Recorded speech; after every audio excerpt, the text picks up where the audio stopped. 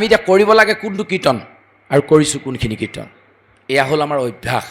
সেইকাৰণে আমাক সততে অভ্যাস কৰিব কৈছে কৃষ্ণৰ কীৰ্তন কৰিবলৈ। কাকো ক'বলৈ সুবিধা নাপালে শেষত লাগিলে মা আছে, মা আগতে কওক। সেই কপিল মুনিৰ ক'বলৈ কোনো লগ নাই কাৰণে মাতৃ আগত ক'লে। কোনখিনি কথা ক'লে চাওকচোন বাৰু, কমটি তাৎপৰ্যপূৰ্ণ কথা নহয় কিন্তু। ইয়াতে সৃষ্টিৰ বৰ্ণনা সম্পৰ্কে আছে। আজিৰ যুৱ সমাজ নামঘৰলৈ নাহে, ইয়াৰ মূল কাৰণটো কি? এই গোটেই বস্তুখিনি আমি তৃতীয় স্কন্ধৰ কপিল দেৱহতী সংবাদৰ সাঙুৰি ক'বলৈ চেষ্টা কৰিছোঁ।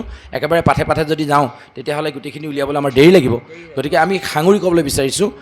ইয়াত ভক্তিযোগ কথনৰ আগতেই যিখিনি কথা হৈ গ'ল, আৰু ভক্তিযোগৰ বিষয়েও আমি কম ওলাব, তাৰ আগতে যিখিনি হৈ গ'ল সৃষ্টিৰ বৰ্ণনা সম্পৰ্কত। এতিয়া আমাৰ কথাটো হ'ল কি, আমাৰ নৱপ্ৰজন্ম আজি তাৰিখত নামঘৰলৈ নাহে। তাৰ কাৰণে দুখী কোন? আজি দেখিছোঁ যুৱ প্ৰজন্ম এজনো নাই। আমি যদি লগ ধৰোঁ এইবোৰ কৰি ফুৰিলে হ'ব নি? মই দোকান নুখুলি ভগৱন্তৰ কথা শুনি ফুৰিলে মই খাবলৈ পাম নি? কথাটোও হয়, নহয় বুলি ক'ব নোৱাৰোঁ। কিন্তু এই আধ্যাত্মিক চেতনাৰ প্ৰতি তেওঁলোকৰ সময় কিন্তু 5 মিনিটো নাই। বাকীখিনিত কিন্তু তেওঁলোকে গোটেই 24 ঘণ্টাও দিব পাৰে। তাৰমানে কি, এই যে 5 মিনিট সময় ভগৱন্তৰ বা আধা ঘণ্টা সময় আমি যে নামগৃহলৈ আহিব নোৱাৰোঁ, সেই আধা ঘণ্টা কিন্তু লগৰটোৰ ঘৰত গৈ চাহ অকণমান খাই পিনি দোকান বন্ধ কৰি হ'লেও যাবলৈ সময় ওলাব। আকৌ কাৰোবাৰ ঘৰত বাৰ্থডে পাৰ্টি এটা হ'লে দোকান বন্ধ কৰি যাবলৈও আমাৰ সময় ওলাব। কিন্তু নামঘৰলৈ দোকান বন্ধ কৰি আমি আহিব নোৱাৰোঁ। কিয়? ইয়াত আমাৰ আচলতে এই স্পৃহাটো নাই। গতিকে কিয় নাইকিয়া হৈছে? ইয়াৰ মূল কাৰণটো তেওঁলোক কেৱল জগৰীয়া নহয় বুলি কৈছে। ভগৱন্তই সেইকাৰণে 3টা নীতি আমাক বান্ধি দিছে। নীতি বান্ধি দিবই। কেতিয়া দিব চাব দেই। আপোনালোক সকলো ইয়াত টাউনৰ বাসিন্দা নহয়। আপোনালোকৰ ঘৰতে যেনিবা আমি ভাড়া ঘৰ এটা বিচাৰি আহিলোঁ কিবা কাৰণত। ধৰি ল'লোঁ ভূঞা বাপজন ওচৰতে আছে কাৰণে তেখেতকে ক'লোঁ, এখেতৰ টাউনৰ ঘৰটোতে মই ভাড়া ঘৰ এটা বিচাৰিলোঁ। বাপ 2 দিনমান থকাকৈ বা 6 মাহমান থকাকৈ মোক ৰুম এটা লাগিছিলে, পাব নি? দিব নি? বোলে আছে, ভাগ ল'ব পাৰিব। কিন্তু কথা এটা আছে আকৌ দেই, নিয়মখিনি বান্ধি দিবনে নাই? ৰাতি 10 বজাৰ আগত ৰুমত সোমাব লাগিব, নহ'লে গেটত তলা মাৰি দিয়া হ'ব। লগৰবোৰ আনি পিনি হুলস্থুলকৈ আপুনি ৰুমত পাৰ্টি কৰিব নোৱাৰিব, ঘৰত গাভৰু ছোৱালী আছে, হয়নে নহয়? আৰু মাহৰ 4 তাৰিখত কিন্তু আপুনি প্ৰতিমাহে অৰিহণাটো আপুনি দিব লাগিব। ক'বনে নক'ব? এনেকুৱা নিয়ম কেইটামান থাকিব। আৰুতো থাকিবই। মই 3টামান মুখ্য নিয়মৰ কথা ক'লোঁ।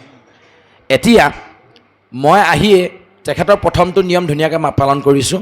সময়মতে আহিছোঁ। সময়মতে আহি দেখিছোঁ মই 10 বজাত আহি সোমাবলৈ কৈছিলে, তেখেতে তাতকৈ আগতে আহিছোঁ। তেখেতৰ ছোৱালী দুজনীয়ে বাহিৰতে টেবুলখন নিয়াই লৈ কিবা এটা অংক বুজি পোৱা নাই। মন বেয়া লাগি গৈছে। এইটো এনেকৈ কয় নহৈছে, সিভাগে কৈছে নহৈছে। দেউতাকক সুধিছে, এইটো কেনেকৈ কৰে? মাকক সুধিছে, মা কচোন এইটো কেনেকৈ কৰে? তেখেতলোকেও কৈ দিব পৰা নাই। মই ওচৰ চাপি গ'লোঁ। কি হৈছে কোৱাচোন, কোৱা। বোলে এইটো মই বুজি নাপাইছোঁ। মই ধুনীয়াকৈ বুজিয়াই দিলোঁ। ছোৱালীকেইজনী বৰ ভাল পালে। বৰ ধুনীয়াকৈ বুজাই দিলে দেই। পিছদিনা আকৌ লৰালৰিকৈ তেওঁ অহালৈ বাট চাই আছে। মই অহাৰ লগে লগে পাঠটো উলিয়ালে। এইটো এনেকৈ কৰিব লাগে। 2 দিনমানৰ পিছত বাপজনে 2 দিনৰ কাৰণে গুৱাহাটীলৈ যাব লগা হ'ল। গুৱাহাটী গৈ পাইছে, এইফালে আইগৰাকী অসুস্থ হ'ল। লৰালৰিকৈ ডক্টৰ ঘৰলৈ নিবলৈ, এতিয়া ঘৰত কোনো নাই। ফোনাফোনি হ'ল। মই ক'লোঁ, বাপ আপুনি চিন্তা নকৰিব, মই আছোঁ। মই লৰালৰিকৈ ৰাতি ডক্টৰ ঘৰলৈ লৈ গ'লোঁ। বোলে পইচা পাতি? বোলে হ'ব, আপুনি আহি মোক দিলেও দিব, নিদিলেও নাই, যি হয় হ'ব, মোৰ ওচৰত আছে কেইটামান, মই লৈ গৈছোঁ। লৰালৰিকৈ আনি মই ডক্টৰৰ ঘৰত দেখুৱাই মেলি খৰচ তৰচ কৰি আনি আইগৰাকী ঘৰত থ'লোঁ। ভাল হ'ল, সুস্থ হ'ল। গুৱাহাটীৰ পৰা তেওঁ আহি পালেহি। এমাহমানৰ পিছত মোৰ কিবা অসুবিধা হ'ল। মই বাপক জনালোঁ, বাপ এডভান্সকেইটা ঘূৰাই দিবলৈও খুজিবলৈও বেয়া লাগিছে, ক'বলৈও বেয়া লাগিছে। ৰুমভাগ মই বদলি কৰোঁ বুলি ভাবিছোঁ। ভালেই হ'ব চকু, এনেকৈ ক'ব নে কিবা অসুবিধা পালে নি? ভাড়াটো বেছি হৈছে নি? আকৌ 2 দিনমান থকা হ'লে ভাল পালেন। এনেকৈ ক'ব। কোনটো ক'ব কওকচোন? সাধাৰণতে 2 দিনমান থাকিবলৈ ক'ব। মোক কেলৈ? তেখেতৰ সুবিধা হৈছে মই থকাৰ কাৰণে। ছোৱালীকেইজনী পঢ়িবলৈ পাৰিছে, হয়নে নহয়? আইগৰাকী বিপদৰ সময়ত মই মাতষাৰ দিব পাৰিলোঁ বা চিকিৎসা কৰাই আনিব পাৰিলোঁ। লাগিলে ভাড়াটোকে মই 500 টকা কমাই দিম, তথাপি তুমি থাকা। কিন্তু তাৰ পৰিৱৰ্তে মই প্ৰথম দিনাই ৰাতি 11টা বজাত আহি গেটৰ পৰা ফোন মাৰিছোঁ, বোলে মোৰ অকণমান দেৰি হ'ল আৰু আজি প্ৰথম দিন বুলি গেটখন খুলি দিয়ক। আৰু তেওঁ টোপনিৰ পৰা উঠি গৈ গেটখন খুলি দিলে। দ্বিতীয় দিনাও একেই, 12মান বজাত আহি ইয়াৰ পৰা ফোন কৰিছোঁ, চিঞৰি আছোঁ, গেটখন খোলক আকৌ, গেটখন খোলক আকৌ। লগত 3জনমান লৈ আহিছোঁ। বটল 2টামান ঠুং ঠুং ঠাং ঠাংকৈ বাজি আহিছে মোনাত। আহি 2টামান বজালৈকে হুলস্থুলকৈ ৰুমৰ ভিতৰত কথা পাতি আছোঁ। তাৰ পিছদিনা এডভান্সকেইটা হাতত লৈ, বাপ এইকেইটা ধৰক, পাৰিলে আপুনি বেলেগতে ৰুম এটা বিচাৰি লওক। এনেকৈ ক'ব নক'ব? ক'ব, হয়নে নহয়? এই কথাটো সেইটোৱেই। এই ভক্তিযুগৰ কথাখিনি ক'বলৈ যাওঁতেও ভগৱন্তৰ এই গোটেই সমস্ত পৃথিৱীখন ভগৱন্তৰ ভাড়াঘৰ, আমি মাত্ৰ ভাড়াতীয়া, 2 দিনমানৰ কাৰণে আলহী হিচাপে আহিছোঁ। গতিকে তেখেতে কিছুমান নীতি নিয়ম ইয়াত বনাই থৈছে। সেই নীতি নিয়ম মানি যদি আমি চলোঁ, তেখেতে ক'ব উদ্ধৱ তুমি এতিয়াই মোৰ লগত যাব নালাগে, আৰু দুদিনমান থাকা। হিৰণ্যকশিপুৰটো অত্যাচাৰ বেছি হ'ল, সোনকালে তই বৈ কৈছেনে উদাহৰণবোৰ? হিৰণ্যকশিপুৰ সেইটো আকৌ বটল ঠুংঠাংকৈ বজাই ৰাতি 12টা বজাত সোমোৱাটো, হয়নে নহয়? উদ্ধৱ সেইজন আকৌ যিজনে যিখিনি নীতি নিয়ম বান্ধি দিলে তাৰ উপৰঞ্চি ভাল নিয়ম কৰিছে। এতিয়া কৃষ্ণই ক'লে তুমি আৰু দুদিনমান থাকা, মোৰ গুণনাম প্ৰচাৰ কৰি থাকা, ক'লে নে নক'লে? লাগিলে ভাড়াকৈ কমাই দিম, তুমি থাকা, হয়নে নহয়? বস্তুটো হ'ল তেনেকুৱা। এই নিয়ম মতে যদি আমি চলিব পাৰোঁ, তেতিয়াহ'লে আমি সংসাৰত আগবাঢ়িব পাৰিম, আমাৰ জীৱৰ উত্তৰণ ঘটাব পাৰিম।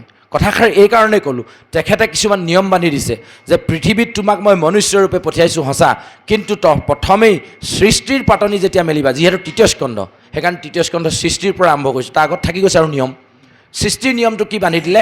যে মই তোমালোকক 3টা উদাহৰণ দিছোঁ, 3টা জন্ম তোমালোকে সদায় মনত ৰাখিবা। 1 নম্বৰ জন্ম, বৰাহৰূপে ভগৱন্তই যেতিয়া বসুমতীক পৃথিৱী মানে পাতাল তলৰ পৰা উদ্ধাৰ কৰি আনিছিলে দন্তৰ আগত, স্বয়ং ভগৱন্ত নিজৰ অৱতাৰ হয়নে নাই? নিজে অৱতাৰ ধাৰণ কৰি বৰাহৰূপী বসুমতীক পাতালৰ পৰা উদ্ধাৰ কৰি আনিছিলে। সেন সময়ত বসুমতী কি আছিলে? ৰজস্বলা আছিলে, সকলো জানে। কিন্তু বসুমতীয়ে কি ভাবিলে যে ভগৱন্তক আৰু চাগে মই জীৱনত কেতিয়াও লগ নাপাম, গতিকে এই সুবিধাতে তেওঁৰ পৰা মই এটা সন্তান লৈ থওঁ। ভগৱন্তে বাৰেপতি ক'লে যে এই সময়ত যদি তুমি সন্তান লোৱা, তোমাৰ সন্তান কিন্তু অসুৰ হ'ব, যিটোক বধ কৰিবলৈ পৃথিৱীত কোনেও নোৱাৰিব, তিনিতলিকত কেৱল মইহে পাৰিম, তাকো তোমাৰ অনুমতি অবিহনে কেতিয়াও নোৱাৰিম। তথাপি নাচুৰ বান্দা বসুমতী লাষ্টত গৈ থৈ ভগৱন্তৰ ঔৰস লাভ কৰিলে। জন্ম হ'ল কোন? নৰকাসুৰ, সকলোৱে জানে। চক ভগৱন্তই কৈছে সাৱধান, এনেকৈ কিন্তু সন্তান জন্ম নিদিবা। কপিল মুনিয়ে আইকক কৈছে সন্তান জন্ম দিয়াৰ সময়টো। গতিকে আমি ৰজস্বলা সময়ত সন্তান কেতিয়াও জন্ম নিদিওঁ। 1 নম্বৰ নিয়ম আমি মানি চলোঁ বুলি ভাবিছোঁ। দ্বিতীয়টো নিয়ম, যদিও ঔৰস কশ্যপ মুনিৰ নিচিনাই হয়, ঔৰস যদি কশ্যপ মুনিৰ নিচিনাই হয়, দেউতাকৰ মানে সঁচটো যদি ভালেও হয়, আইগৰাকীও যদি ভাল হয়, কিন্তু সময় যদি বেয়া হয় নহ'ব। ইফালে অদিতিয়ে গৰ্ভধাৰণ কৰাৰ কাৰণে দ্বিতীয়ে ভাবিলে মই হ'লে ল'ৰা নাপাম নি, অকল মোৰ বাইদেউহে পাব নি, গতিকে ময়ো পাব লাগিব। সন্ধিয়া সময় ভগৱন্তক আৰাধনা কৰাৰ সময়, সেই সময়ত কশ্যপ মুনিয়ে ভগৱন্তক ধ্যান কৰিবলৈ নামগৃহত সোমাইছে। তেনে সময়তে গৈ পিনি দ্বিতীয়ে ক'লে বোলে নহয় মোক সন্তান লাগে। বোলে সন্তান লাগে তুমি পাবা আকৌ। বোলে নহয় মোৰ বাইদেৱে পালে মই নাপালে হ'ব নি? বোলে পাবা, তোমাকনো নাপাব বুলি কোনে কৈছে? কিন্তু এইটো সময় নহ'ব। কিন্তু কামাতুৰ দ্বিতীয়তীয়ে কি কৰিলে? কোচতে বহি দিলে, মৰমকে কৰিলে, বিভিন্ন ধৰণৰ মানে শৃংগাৰ কৰি কশ্যপ মুনিক বাধ্য কৰালে সেই সময়ত সন্তান দিবৰ কাৰণে, হয়নে নহয়? পঢ়িছে নহয়, সকলোৱে জানে, সকলোৱে জানে। সন্ধ্যা সময়ত যদিও কশ্যপ মুনিৰ সন্তান হ'ল, তথাপিও 2টা অসুৰ জন্ম হ'ল, হিৰণ্যাক্ষ আৰু হিৰণ্যকশিপু। গতিকে এই সময়ত তোমালোকে সন্তান নিবিচাৰিবা। 2 নম্বৰ নিয়ম, ভাড়াঘৰৰ নিয়মকেইটা। 3 নম্বৰ নিয়ম, যদিও তোমাৰ ঔৰসো বেয়া হয়, সঁচটো তোমাৰ বেয়া, হিৰণ্যকশিপুৰ নিচিনা দৈত্যৰে যদি হয়, আইগৰাকী টেঙৰ, ভগৱন্তৰ গুণনাম শ্ৰৱণ কীৰ্তন কৰাই সঠিক সময়ত জন্ম দিয়াৰ কাৰণে দৈত্য হিৰণ্যকশিপুৰৰ ঔৰসত কয়াধুৰ গৰ্ভত জন্ম পালে ভক্ত প্ৰহ্লাদৰ। এইকেইটা হ'ল সৃষ্টিৰ প্ৰথম নিয়ম। কোনে নাজানে? মানে কি মানে? এতিয়া মানুহ কি মানে, নাজানো কি মানে, আৰু মানুহ কি মানে? এতিয়া নিজক সুধিলে উত্তৰবোৰ ওলাই যাব। মোৰ নিজৰ বেলিকাও একেটাই হ'ব। বাপজন লগত লৈ আহিছোঁ। মই তোমাক জন্ম দিয়াৰ ক্ষেত্ৰত যিমান ভুল কৰিলোঁ, তোমাৰ জীৱনত যাতে সেইখিনি ভুল নহয়। যিমান অনুষ্ঠান আছে মেট্ৰিক দিবৰ পাছত পৰা যিমানখিনি আজৰি সময় তেখেতক থাকিল, আটাইকেইটা অনুষ্ঠানত তেখেতক মই লৈ গৈছোঁ। যিসকল সামাজিক মাধ্যমত প্ৰচাৰ কৰিছে তেওঁলোকে দেখিছেই, মই লগত লৈ গৈছোঁ। 3য় স্কন্ধ ভাগৱত সম্পূৰ্ণ বুজি নোলোৱালৈকে তুমি সংসাৰ তত্ত্বত আগ নাবাঢ়িবা।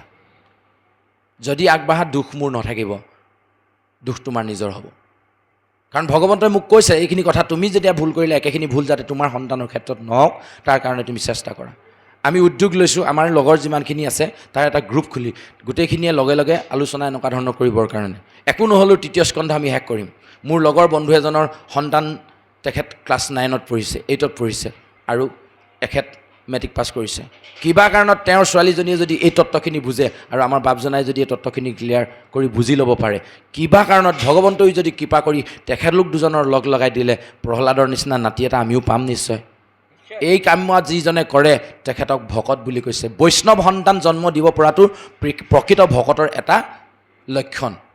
লক্ষীস্বৰূপা এগৰাকী সন্তান জন্ম দিব পৰাটো প্ৰকৃত মানে বৈষ্ণৱ ভকতৰ লক্ষণ বুলি কৈছে। এই পৃথিৱীত আমি বিভিন্ন কৰ্ম কৰিলোঁ। এটা ডাঙৰ ঘৰ মই জন্ম দিলোঁ, 3খন বিলাসী গাড়ী মই জন্ম দিলোঁ।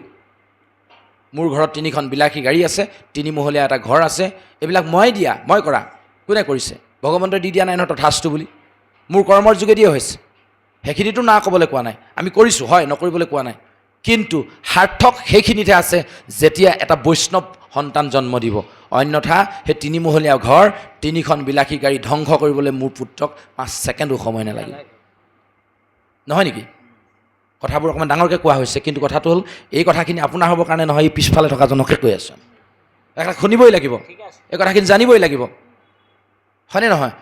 মাক প্ৰধান শিক্ষয়িত্ৰী স্কুলৰ, দেউতাক প্ৰশাসনিক বিষয়া পুলিচ, এটাই মাত্ৰ সন্তান ৰিহাব চেণ্টাৰত আছে। বেমাৰটো ক'ত? বেমাৰটো ক'ত? প্ৰধান শিক্ষয়িত্ৰী হিচাপে যিখিনি জ্ঞান তেখেতৰ আছিল, প্ৰশাসনিক বিষয়া হিচাপে আইন শৃংখলা বা মানে ড্ৰাগছ এডিক্টেড লোকক কেনেকৈ বচাব লাগে, ইমান শৃংখলাখিনি থকাৰ পাছত তেওঁলোক দুজনৰ একমাত্ৰ সন্তানটো ৰিহাব চেণ্টাৰত কিয় থাকিব? নিচামুক্তি কেন্দ্ৰ। নিচামুক্তি কেন্দ্ৰ বোলা বস্তুটোৱে থাকিব নালাগিছিলে। ভাগৱতৰ ঢৌ যেনেকৈ আমাৰ অসমত উঠিছে, চাৰিওফালৰ পৰা ইখন নামঘৰত যদি 3দিনীয়া, সিখন নামঘৰত 7দিনীয়া, ইভাগ নামঘৰত 4দিনীয়া, সিভাগ নামঘৰত যদি তেজপুৰৰ পৰা আলোচক আহিছে, ইভাগ নামঘৰত লখিমপুৰৰ পৰা আহিছে, সিভাগ নামঘৰত তাতোতকৈ কোনোবা দূৰৰ পৰা আহিছে, বিভিন্ন ধৰণৰ নামী দামী ব্যাখ্যাকাৰসকল আহিছে, ইমান সুন্দৰ সুন্দৰ কথা কৈছে। তাৰ পাছতো আমাৰ ৰিহাব চেণ্টাৰ টাউনৰ পৰা লাহে লাহে লাহে লাহে গাঁৱৰ মাজতো সোমাই গৈছে। আন নালাগে মহিলাৰ কাৰণে ৰিহাব চেণ্টাৰ বেলেগকৈ, নিচামুক্তি কেন্দ্ৰ। কিয়? এইবোৰ চব ভুল জন্মক্ষেত্ৰত। বিলাতী আম মোৰ খাবলৈ মন গ'ল। চাপৰতে লগা অসমৰ বাহিৰৰ বৰ ডাঙৰ ডাঙৰ আম, গুটি তেনে অকণমান মঙহ বহুত ওলায়, খাবলৈ মন গ'ল। নাৰ্চাৰীলৈ গৈ তাৰ পুলি এটা আনিলোঁ, খুব ধুনীয়া, 500 টকা দি কিনি আনিলোঁ। আনি ঘৰত টাবত ৰুই দিলোঁ। আম কিমান পাম খাবলৈ? টাবত ৰোৱা আমজোপাই আমাক আম কিমান দিব? এনেই ভাবক না, হয়নে নহয়? খুব বেছি বেছি সাৰ পানী বেছিকৈ দিয়াৰ কাৰণে শিলিখাটোমান মধুৰিটোমান যেনে তেনে 2টা বা 1টা লাগি দেখুৱাব, আৰু তাতকৈতো নোৱাৰি দিব। কাৰণ কেলৈ? ৰোৱা জেগাটো ভুল হ'ল। সঁচটো ঠিকেই আছিলে, ইমান ডাঙৰ ইমান ডাঙৰ, এটাই 1 কেজি 1.5 কেজি হোৱা আমৰ পুলিয়েই হৈছিলে, কিন্তু ৰুলোঁ গৈ টাবত। একেই, মোৰ সঁচটো ঠিকেই আছিলে, টাবত ৰুই দিলোঁ, টাবটো বেয়া হ'ল, ৰোৱা তলিখন বেয়া হ'ল। তলিত নুৰুলোঁ, টাবত দি দিলোঁ, কমণ্ডলত ভৰাই দিলোঁ। এই যে সত্যব্ৰত যায় কমণ্ডলত মাছ ভৰাই দিলে, 2দিনতে নধৰা হ'ল। এই কাহিনী ধেৰ আছে, এইবোৰ নাযাওঁগৈ আৰু, এইবোৰ দীঘলে নকৰোঁ। আমাৰ মানে এই কথাবোৰ অকণমান বেয়া হৈছে, লিংকবোৰ ফেইল হৈ যায়, ক'বালৈ গুচি যায়। সেইখিনি নাযাওঁ, আমি 3য় স্কন্ধতে থাকোঁ আজি। আচ্ছা, এই কথাবোৰ আমি নুবুজাৰ কাৰণে এই সৃষ্টিৰ কথাখিনি গোটেইখিনি আমাক বুজাইছে যে সময়টো বুজিব লাগিব, ক'ত ৰুব লাগে সেইটো বুজিব লাগিব। ইমানখিনি বুজাৰ পাছতহে আমি ভক্তিৰ দিশলৈ যাব পাৰিম। আকৌ ভক্তি কথাটো পিছতহে আহিব। প্ৰথমে সৃষ্টিটো যদি শুদ্ধ নহয়, সেই যে কেৰুণীয়া বেমাৰী পুলিটোৱে কেতিয়াও ভাল ফল দিব নোৱাৰাৰ দৰে আমাৰ সন্তানবোৰ আজিৰ তাৰিখত নামগৃহলৈ নাহে। ইয়াৰ কাৰণে দুখী আমিয়ে। কেলৈ? আৰম্ভণিতে তেখেতক যেতিয়া ক্লাছ 4, 5 পাইছেগৈ, ল'ৰালৈকে আমি প্ৰাইভেট স্কুলখনত দিবলৈ বিচাৰিছোঁ। কেলৈ? শিক্ষাটো ভালকৈ পাওক।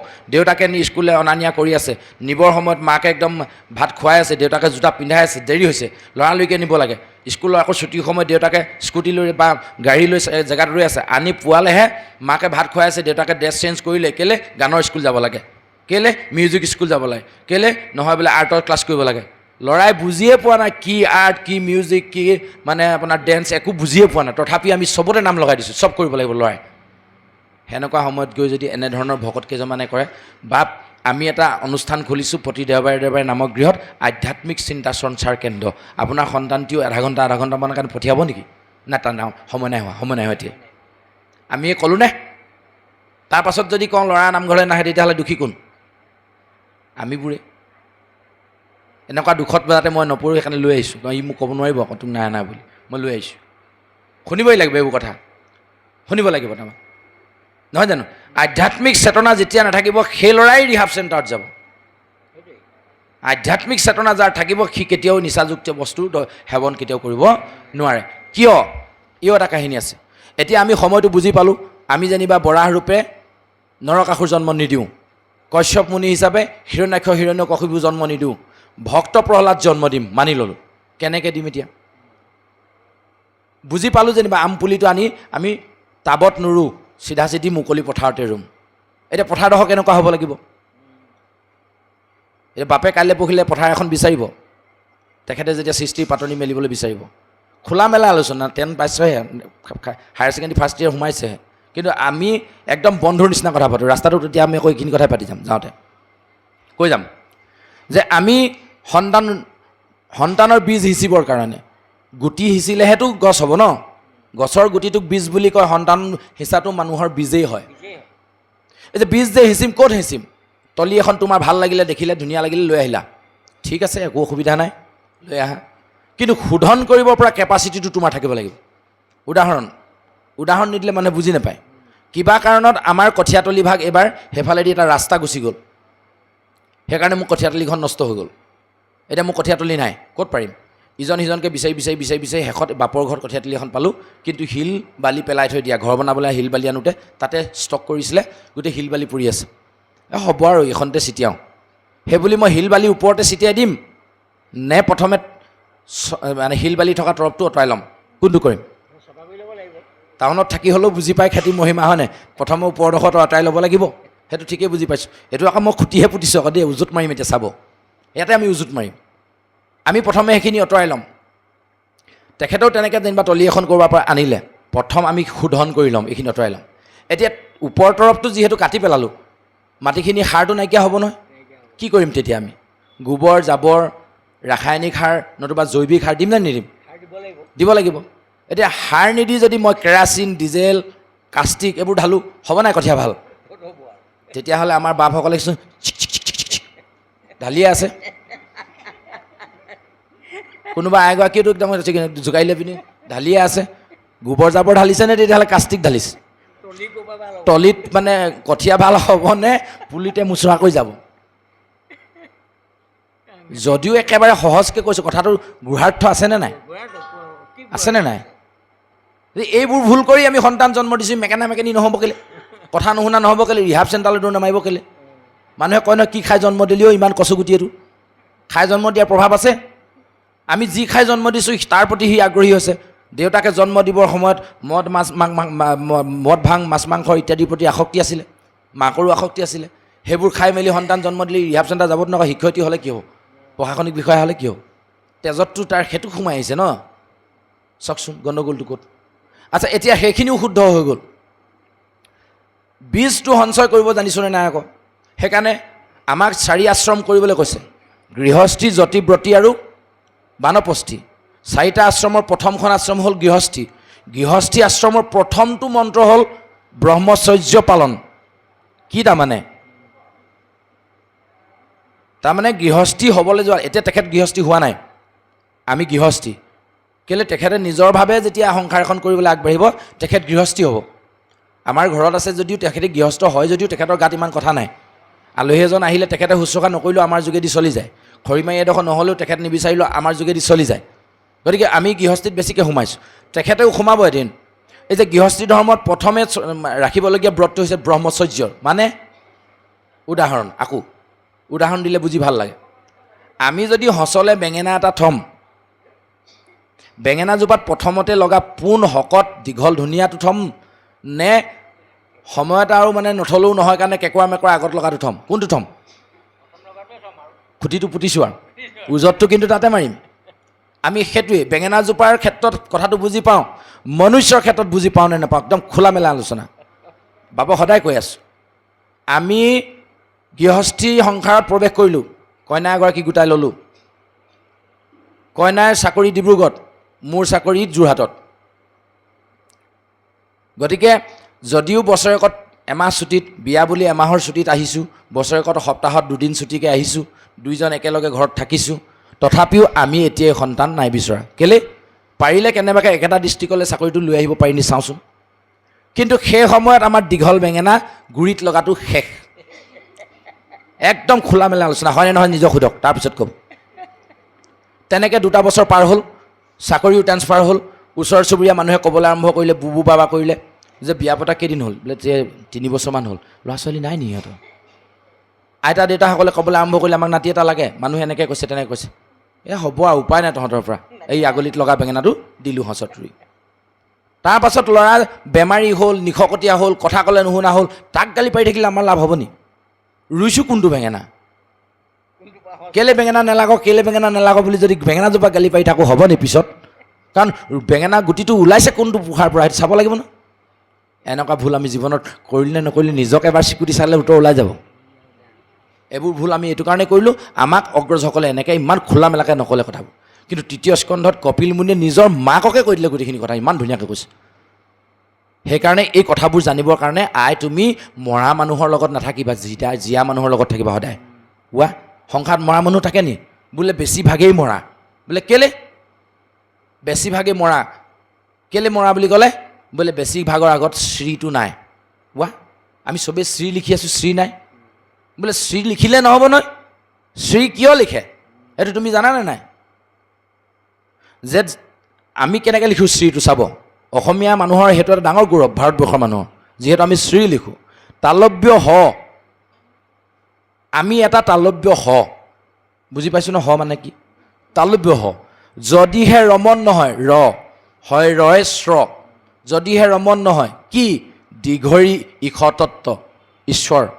ঈশ্বৰ তত্ত্ব যেতিয়ালৈকে মোৰ দেহত ৰমন নহ'ব তেতিয়ালৈকে মই এটা তালব্য হ মাত্ৰ। তালব্য হ লগত ৰমন হ'ব দীঘৰী ঈশতত্ব, তেতিয়া তালব্য হয় ৰয় শ্ৰ, তাত দীঘৰীকাই শ্ৰী। এতিয়া আমাৰ দেহত ভগৱন্তৰ নাম ৰমন হৈ আছেনে নাই নিজক সুধিলেহে গম পাম। সংসাৰত ভগৱন্তৰ নাম ৰমন নকৰাকৈ যিমানখিনি মানুহ জীয়াই আছে চব মৰা মানুহ বাকী যিসকলে সৎসংগত থাকি মোৰ গুণানুকীৰ্তন কৰিছে, ভগৱন্তৰ গুণানুকীৰ্তন কৰিছে, তেওঁলোকহে জীয়া মানুহ। গতিকে তুমি সৎসংগ লোৱা, জীয়া মানুহৰ সংগত থাকা, তেতিয়াহে সংসাৰত তোমাৰ উন্নতি হ'ব।